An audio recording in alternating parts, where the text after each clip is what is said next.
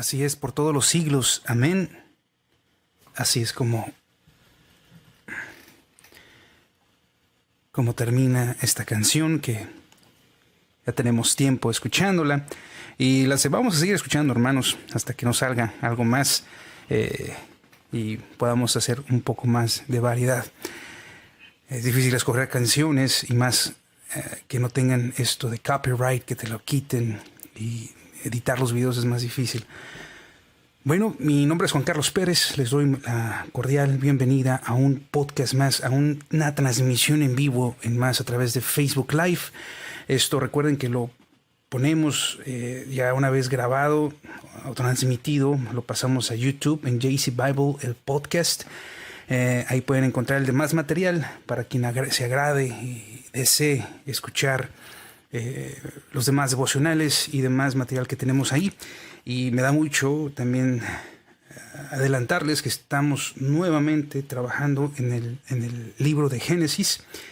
Y capítulo 24 del libro de Génesis, precioso capítulo respecto al matrimonio, respecto al matrimonio de los matrimonios más preciosos que nos presenta la Biblia, que es el matrimonio entre Isaac y Rebeca.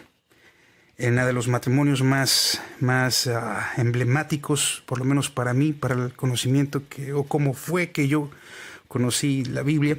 Se me hace muy precioso el matrimonio, la vida de Isaac, el matrimonio de Isaac, se me hace muy, muy precioso.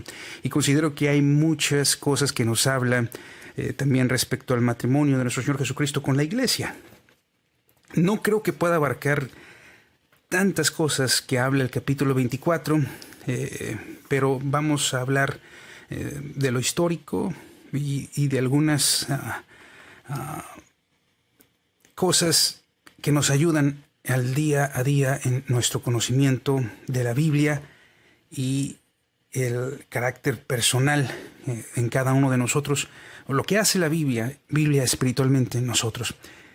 Ya estamos trabajando nuevamente en esos libros y próximamente estaremos publicándolos a través de YouTube. No los publicamos a través de Facebook Live porque esos no los hago así. Es diferente el trabajo. Bueno, vamos a introducirnos, ¿qué les parece?, al tema del día de hoy que nos trae nuestro hermano Carlos Spurgeon. Vamos a ver qué tenemos por aquí. El tema, hoy 16 de octubre, avanzando en este mes. Lamento no haber tenido todos los días, les extiendo una disculpa, pero bueno, día 16 de octubre. Recuerden que los que quieran comprar los devocionales de Carlos Spurgeon los pueden encontrar en Amazon. Devocionales matutinos y vespertinos. Y vamos a colocarnos en el tema. Salmo 36:9. Salmo de David 36. En específico esta parte que habla el versículo número 9. Contigo está el manantial de la vida. Carlos, el pastor de aquel entonces, hace 200 años, observó esta parte de este salmo y le llamó la atención y lo capturó. Y quiero extenderles a ustedes con ese ojo espiritual qué es lo que le llamó la atención respecto a este salmo. Vamos a leer el salmo, entrar en contexto y regresamos a las palabras de nuestro hermano. Dice así, Salmo 36, Salmo de David, la dicha del que sigue a Dios. La iniquidad del impío me dice que él no respeta a Dios. Ante sus propios ojos se lisonjea de que su iniquidad no será descubierta ni hallada aborrecible.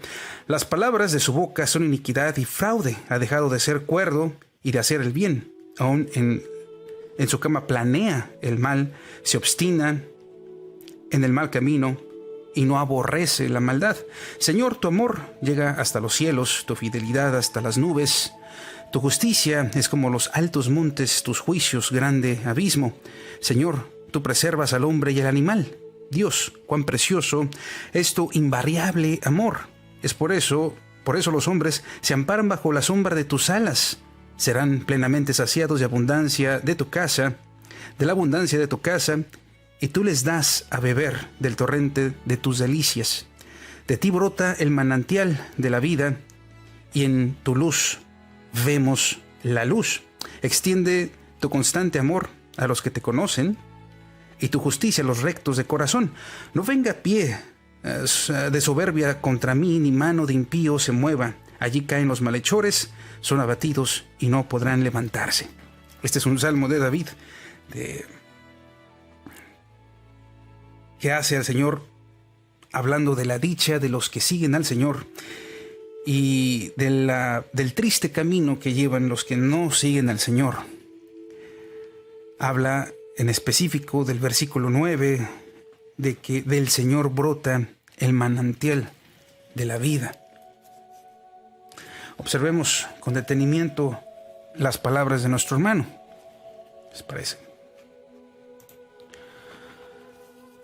Hay ocasiones en esta experiencia espiritual cuando el consejo, la simpatía o los actos religiosos no pueden confortarnos o ayudarnos. Carlos abre su análisis hablando y ubicándonos en la experiencia espiritual que tenemos cuando estamos en un servicio religioso, en una misa, quizá para los que son católicos.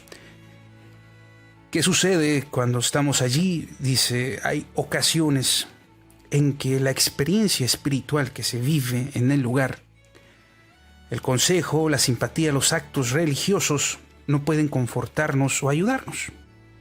Nos da la idea de dónde ubicarnos. Hace una pregunta: ¿por qué permite esto nuestro bondadoso Dios? Quizás sea porque hemos estado viviendo mucho tiempo sin Él, y en vista de lo cual Dios nos quita todo aquello en que hemos confiado con el fin de llevarnos a sí mismo. Es una bendición poder vivir junto a la fuente principal. Mientras nuestros ordes están llenos, no nos importa salir al desierto, como lo hicieron Agar e Ismael. Pero cuando se encuentran vacíos, ninguna cosa nos servirá excepto decir: tú eres el Dios que me ve. Carlos nos introduce a las costumbres que todos hemos tenido de niños. Siempre creo, por lo menos en mi experiencia, que todos hemos tenido un contacto religioso de alguna u otra manera en nuestras familias, y él llama la atención de que en ocasiones ni los actos religiosos, ni los buenos consejos, ni la simpatía, ni lo que pudiese hacerse en el servicio, ni los cánticos, ni nada de las cosas que se puede hacer en un servicio, en un lugar o con los hermanos, es suficiente para muchas de las veces levantar o fortalecernos del abatimiento que solemos en ocasiones tener. Entonces, lo que nos dice Carlos es que mientras estamos bien, nos está llevando por la idea que él quiere llevarnos respecto a: contigo está el manantial en la vida. Mientras tenemos las cosas en este mundo bien, tenemos dinero, tenemos salud, tenemos de alguna manera los problemas más básicos que podría tener una persona aquí, como dirían salud, dinero y amor, podremos vernos tranquilos, en paz, podemos estar bien mientras estemos con estas cosas básicas. Pero ¿qué sucede cuando no las tenemos? Cuando somos privados de ellas. Entonces vamos al servicio y ya nos sentimos lo mismo, porque estamos siendo abatidos. Estamos sintiendo que algo no está saliendo bien. La economía, el amor, la salud ya no van como iban, y entonces empezamos a perder la esperanza, y estas cosas nos empiezan a consumir. Y no hay cantos, no hay palabras que nos ayuden, excepto, como dice aquí, como Agar e Ismael cuando salen de delante de Abraham despedidos, pero con cosas, cuando se le acabaron ya el agua y los suministros, que dijo a Agar, echa a su hijo abajo de un arbusto, y ella se corre a llorar y decir, bueno, pues que se muere, que yo no escuche. Y aquí es donde dice ella, tú eres el Dios que me ve, cuando se le aparece este ángel y le ayuda y fortalece a Agar y fortalece a su hijo. De la misma manera, estas palabras llegan a nuestros labios porque sería lo único que podría rescatarnos de la situación. Pedirle al Señor que sea Él quien nos devuelva la fortaleza en las circunstancias difíciles que podamos llevar. Aquí dice algo muy claro, Carlos. Dice, ¿por qué podría pasar esto? Dice, quizás sea porque hemos estado viviendo mucho tiempo sin Él.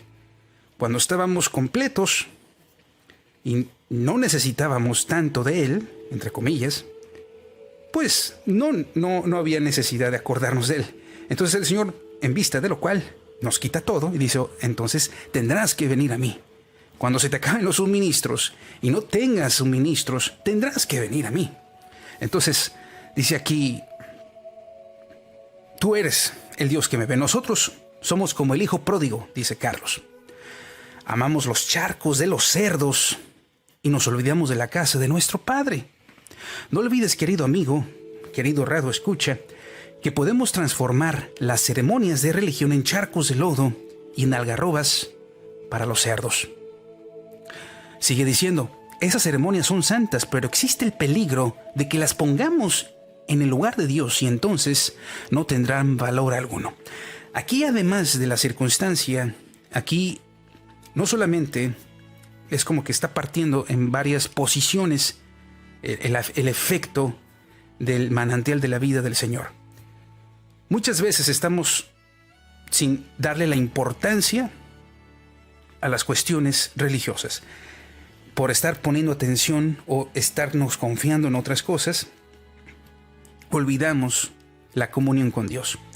Y por otro lado, hacemos, como dice Carlos, que las ceremonias se conviertan en lo que nos tiene abrumados. Ya nos olvidamos del Señor y ahora nos enfocamos en los actos religiosos.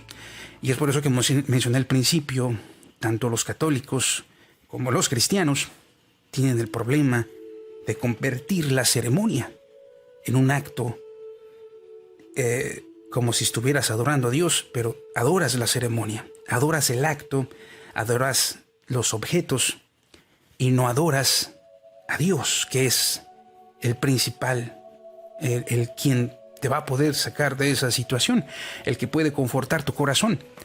Entonces dice, por eso esas ceremonias son santas, pero existe el peligro de que las pongamos en el lugar de Dios y entonces no tendrán valor alguno. Cualquier cosa se convierte en un ídolo cuando nos mantiene lejos de Dios. Cualquier cosa que nos mantiene lejos de Dios, pensando, como al principio lo toma Carlos, diciendo, la salud, el dinero, el amor, estas cosas que nos dan seguridad o cierta seguridad en el mundo, podrían ser lo que nos priven y podrían ser nuestros dioses, podrían ser esto que le llama, toman el lugar de Dios, como podrían ser los mismos actos religiosos, los actos, la ceremonia y todo lo que hacemos, o los crucifijos que muchas personas llevan en su pecho, podrían convertirse en sus dioses. Y ese es el muy grave problema que suscita el que el Señor nos reprenda y entonces haga traernos hacia Él, ya no de una manera muy agradable. Dice Carlos, hasta la serpiente de bronce se ha de deshacerse como Nehustán. En la historia de Israel hubo un momento en que, y vamos a abrir un gran paréntesis, pero en la historia de Israel, cuando Moisés saca al pueblo, hubo un momento en que ellos pecan y empiezan a hablar y a murmurar, pecado de murmuración. Entonces salen serpientes de fuego y empiezan ahí en la aldea, en el desierto a morder a la gente, y la gente moría envenenamiento de estas serpientes. Entonces Dios le dice a Moisés: hazte una serpiente de bronce y una asta y ponla arriba para que la gente la vea. La gente que la vea será sana. Entonces, la obligación de la gente era voltear, por eso estaba en lo alto, para que desde su tienda, enfermos, pudieran voltear y podrían decir al Señor: Señor, sáname. Tenían que dar un acto de fe. Y entonces eran sanados. Pero mucho tiempo después, esa serpiente se convirtió en su Dios. Y es por eso que cuando está el rey Zacarías, uno de los mejores reyes de la casa de Judá, viene a destruir, a tirar esta asta con esta serpiente, porque le prendían incienso y lo trataban como si fuera su amuleto. Ellos no podían salir ni a la guerra, ni podían salir a hacer nada sin antes prenderle su incienso a la serpiente en el asta, porque se había convertido, o sea, era ya su Dios. Entonces ya los había separado y estaban tan mal que el rey dijo: todo va para abajo. Y entonces Dios empieza a prosperar a Israel por la voluntad de este buen hombre de acercarse y de caminar con Dios. Dijo: nos está yendo tan mal porque nos estamos olvidando de que no son actos religiosos, es el contacto con Dios. Tiren eso, tírenlo, que esto de nada sirve. Tampoco era que sirviera en el tiempo de Moisés. Esto son simbologías. La idea es de que entiendas que Dios es quien rescata. Así que abro este paréntesis para los que no conocían esta historia. Sepan que todos tenemos la tendencia a buscar ídolos. Cuando eso sucede y quitas y clavas o te fijas tu atención a algo que no es Dios, entonces cuidado. Porque si el Señor en su misericordia te rescata, no te va a rescatar de una manera muy amable. Así que si entiendes esto y en tu vida estás teniendo cosas que están llamándote la atención más allá de lo que es el Señor, quítate de ahí. Dice: el pródigo, en este caso el hijo pródigo, nunca estuvo más seguro que cuando lo volvió al seno de su padre, porque no podía hallar sustento en ninguna otra parte. Nuestro Señor nos favorece con hambre en la tierra para que le busquemos a Él con más inteligencia. La mejor posición de un cristiano se encuentra en vivir confiado entera y directamente en la gracia de Dios, no teniendo nada más poseyéndolo todo, aunque permanezca en el mismo lugar donde se hallaba al principio. ¿Qué dice aquí Carlos? Que el Señor a veces, como les decía, en amor nos favorece con hambre, para que lo hagamos, para que lo busquemos con más inteligencia, ya que nosotros solemos distraernos. Bueno, Él tendrá que hacernos tener hambre de Él para que podamos regresar a Él, y Él usará los medios necesarios. Esto no nos quita la responsabilidad de buscar de Él. Estamos hablando de la misericordia de Dios. Entendamos que el Señor es Rey y entendamos que el Señor es en su potestad hacer o no hacer, dejar o no dejar. Si nosotros nos arriesgamos o tentamos al Señor a que, bueno, pues que sea Él quien me rescate, que sea Él quien me quite esto, que sea Él el que haga esto, olvidándonos de nuestra responsabilidad, también caemos en esa negligencia y caemos en el riesgo de que el Señor no tiene obligación de hacer absolutamente nada. Pero si tú escuchas esto, es más seguro que no esperes a que el Señor te llame. Si ya escuchaste, es mejor que voltees tus ojos a donde tienes que voltear tus ojos y alejarte de la maldad. Dice, porque entonces el Señor te va, si en su misericordia te puede traer entonces con hambre. La mejor posición del cristiano se encuentra en vivir confiado entera y directamente en la gracia de Dios, no teniendo nada más poseyéndolo todo, aunque permanezca en el mismo lugar donde se hallaba al principio. No importa, mientras estés en el Señor. Así tú digas, oye, pues ni avancé ni retrocedí, pero aquí, fiel en el Señor, entonces estás bien. Es mejor ahí a estar en un lugar perdido. Nunca pensemos ni por un momento que nuestra posición se la debemos a nuestro grado de santificación, nuestra mortificación, nuestros dones o nuestros sentimientos. Recordemos más bien que somos salvos porque Cristo ofreció una expiación perfecta, pues nosotros estamos completos en Él.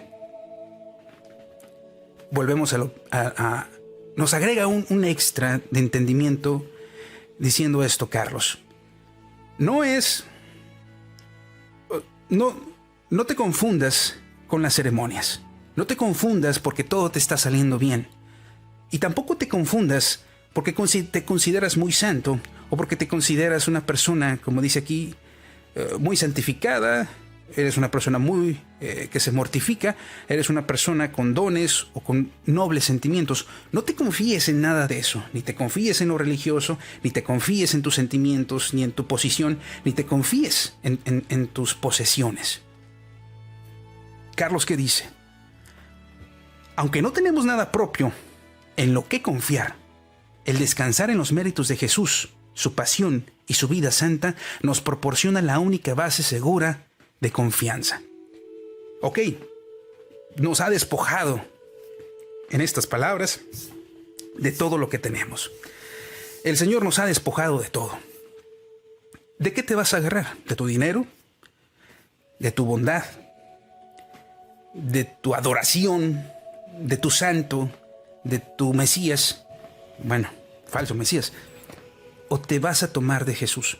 Cuando ya no tienes nada, así como le pasó a Agar y a su hijo, cuando ya no tienes nada, a su hijo Ismael, entonces no te queda otra más que clamar: tú eres el Dios que me ve. Señor, tú que me ves, apiádate de mi alma.